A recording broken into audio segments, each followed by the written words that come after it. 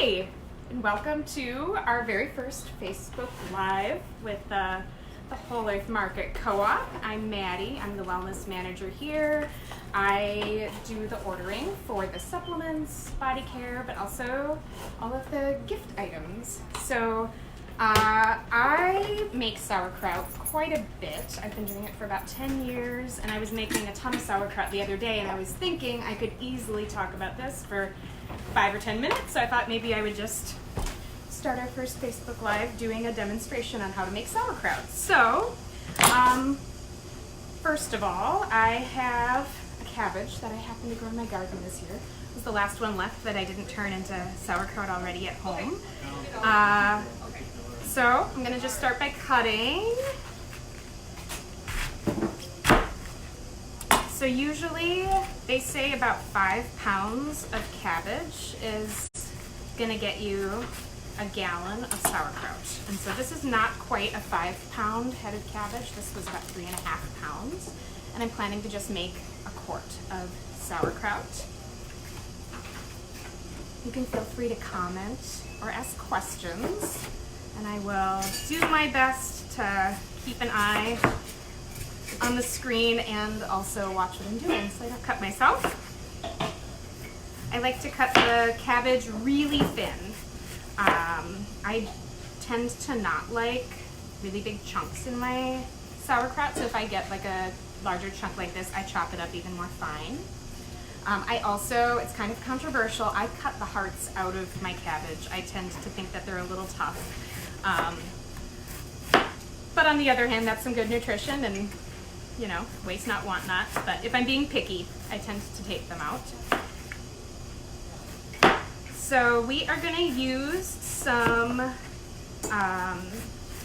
there are a few different ways that you can ferment your sauerkraut. The traditional way would be to use a crock, which I've used before.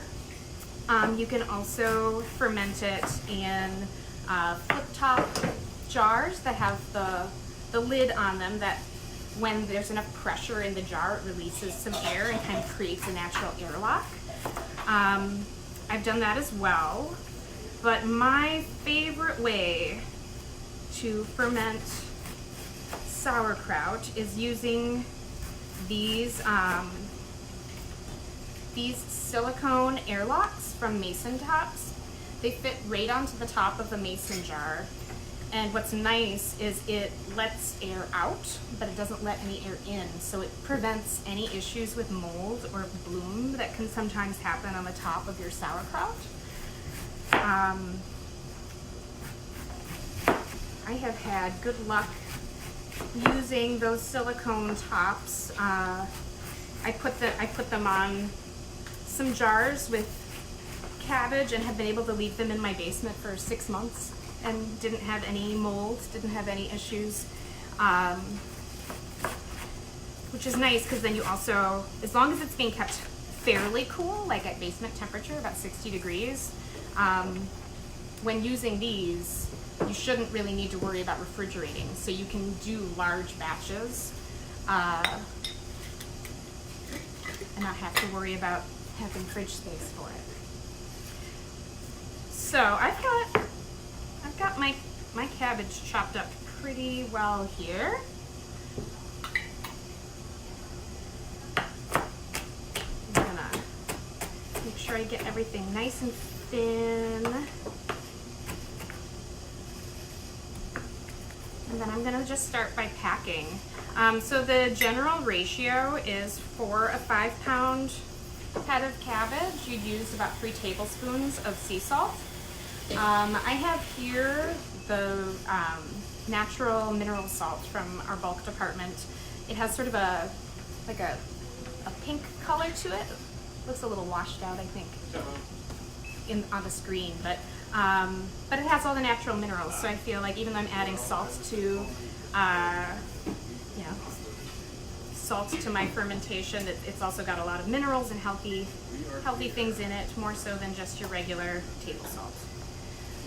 So I just pack a little bit in and then add some salt. As I said, you can measure, but it's not necessary that you measure because once you get it crushed in there and you start to get some juices flowing out of the cabbage, you can start to taste the cabbage and the juice from it, and it should taste like seawater. It should have like a really good salty flavor. The more you do it, the more you'll start to really be able to recognize what is salty enough or what is too salty.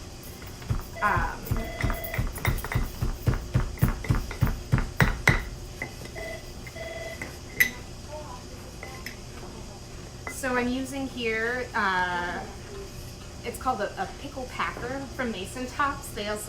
These are called pickle pipes. And then one more item they have is called a pickle pebble. I was hoping I'd be able to say all of that right. You can just do it all right here in the jar, so you kind of save on dishes. Otherwise, a good way to do it is to just throw it all in a bowl and just really crunch it and rub it, and that'll help get the juices out. This cabbage I harvested a month ago from my garden. So it would be considered a more aged cabbage, and so it tends to be a little bit more dry. But even these cabbages that I worked with cabbage from this same batch a few days ago, and even though they're older, I still got a lot of juice out of them. So the fresher the cabbage, the more water content will be in there, so you'll start to notice it getting juicy a little faster. But yeah, I'm getting some good juice out of there. So I'm gonna just throw in some more cabbage, sprinkle in some more salt.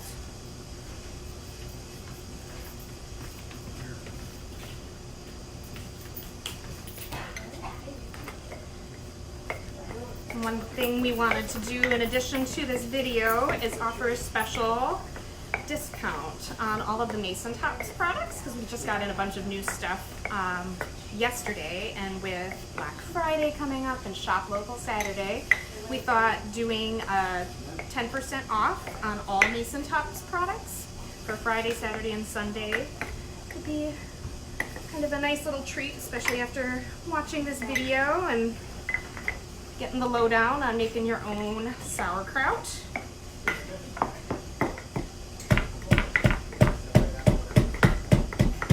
Also a good way to relieve some stress. Pounding the cabbage. Hi, Jones. I'm doing a Facebook Live. Oh, cool. Yeah.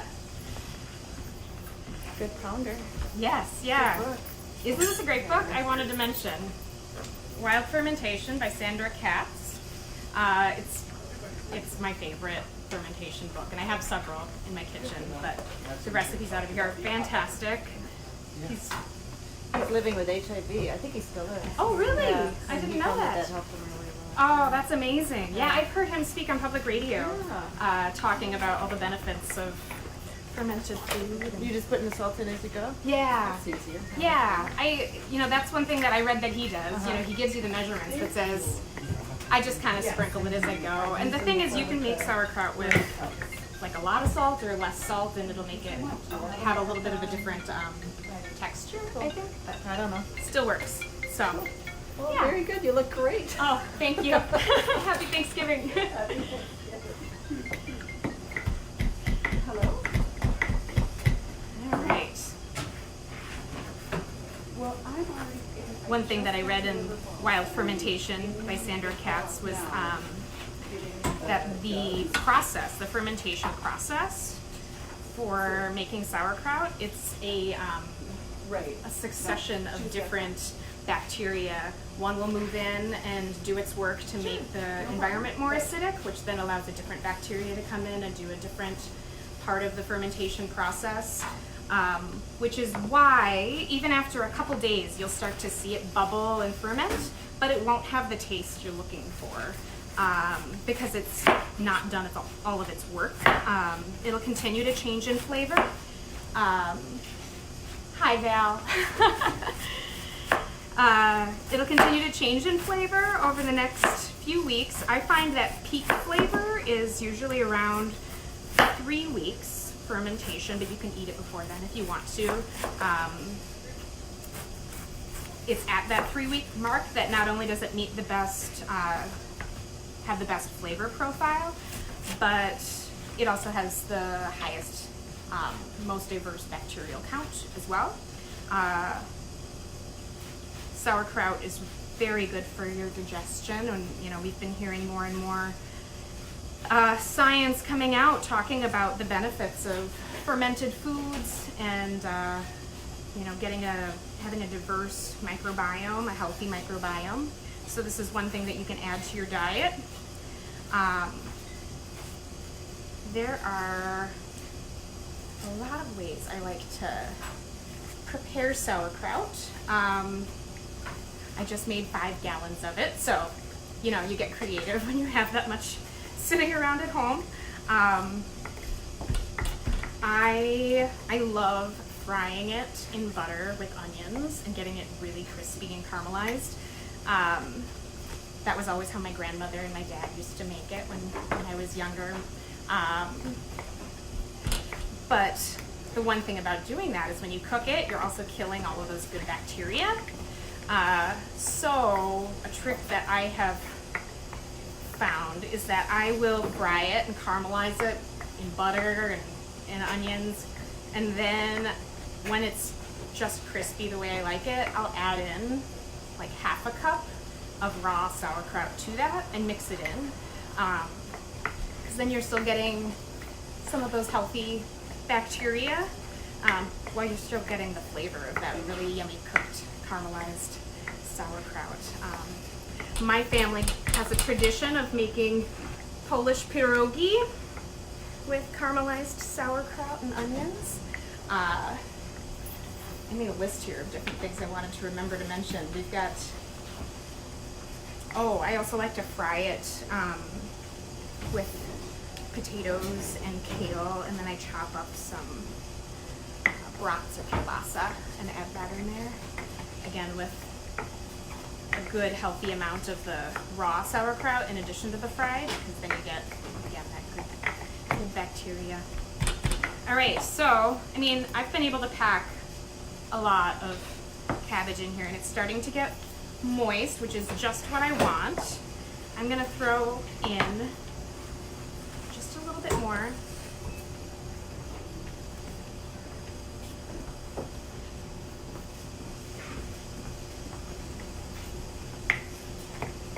And we're almost done. This is gonna, you know, all the salt that's on there, it's gonna continue to draw out the moisture from the cabbage over the next few days. And so you're gonna see more and more moisture come out. This is the pickle pebble. And the point of the pickle pebble is to hold that cabbage down so it doesn't interact with the air. Over the next few days, you'll see the water start to draw out of the cabbage, and it'll rise and expand up above this glass pickled pebble, up to the top. And then we have our airlock, and we just take a regular mason jar ring, and you're good. I did bring, this is one that I made last Thursday, so it's been about a week. And you can see that this top here, the pickle pipe, is bulging a little bit. That's the air that's being released, and it'll just, it has a tiny little hole in the top, so it'll just release air, and you can see, maybe you can see, but there's a whole bunch of liquid that's been drawn out of the cabbage, and it smells good, but you can also tell it doesn't quite smell like finished sauerkraut. So this is what it looks like after about a week. One other tip is if you have it sitting in a warmer environment, it's going to ferment faster. If it's in a colder environment, it'll ferment slower. I typically put mine in the basement so I get a good slow ferment, and it'll also keep longer there. And I always put it on a tray, because as this is releasing air, it's also releasing some moisture, and you'll sometimes start to get a little bit of moisture that'll come out along with the air as it starts to bubble and get really active.